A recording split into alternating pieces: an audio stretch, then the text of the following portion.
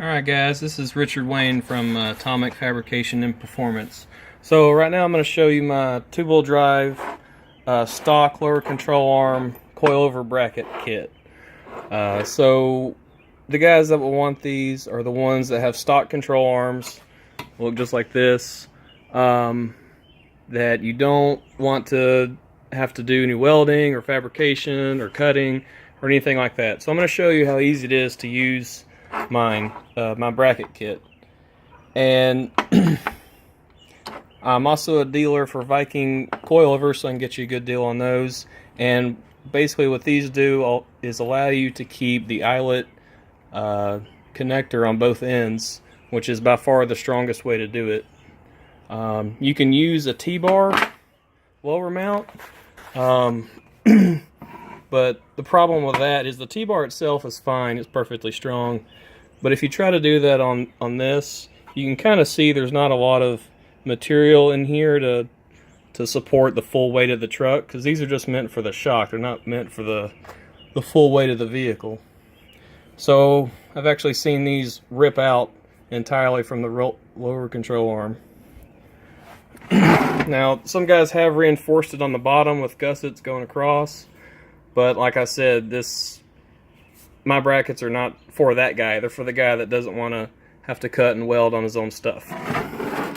So this is my lower bracket. This particular design is for stock control arms. I have a design I'm working on for DJM arms, but those are still out for testing.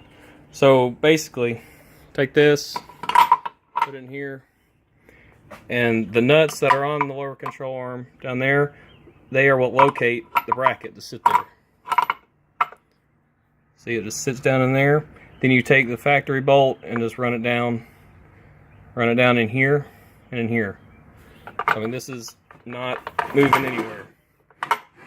So that's about as simple as you can get it.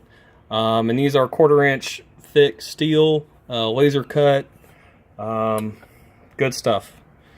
So that's the bottom part. So this is somebody was nice enough to cut this off their truck and send it to me. Thanks, Jeremy. So this is what the top shock hoop looks like. So what most guys do is use the stud top for the shocks. The problem with that is, and you can kind of visualize it, all right, as the suspension, sorry about the mess, as the suspension compresses, you know, the shock is kind of, if you can imagine drawing a line between the top bracket and the lower control arm, the shock is kind of going at an angle, right? Even though this is kind of rotating. But the problem is, if you have a stud in here, it's going to want to rock back and forth. And most of these studs are not very strong. And so you can use the rubber bushing on the bottom, but eventually it's gonna wear out.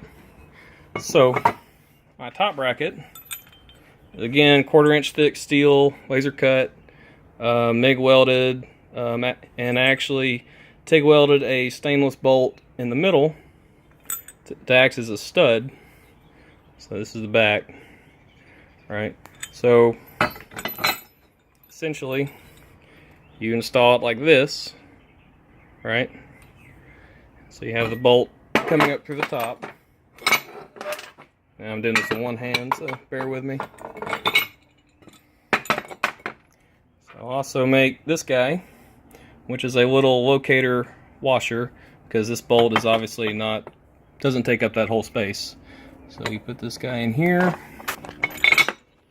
and it fits down in there, and if you can see it,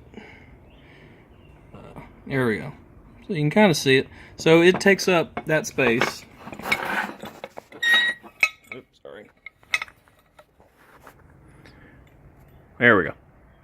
So this will not move. Like it is fixed in there. So that you won't have to worry about it moving. And so on the business end, obviously you have the 1/2 inch grade 8 bolt that the eyelet can nicely rotate on, so you have no side loading, don't have to worry about misalignment problems. It's just a straight bolt-on aftermarket shock. So that's pretty much it. That's how easy it is. You can usually get up to about 2 inches of drop with just this. That's 2 inches from factory. You can use this in conjunction with a drop spindle for another couple inches.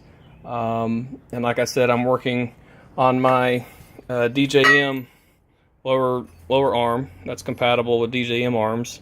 So if you want, you could really combine these when I get these ready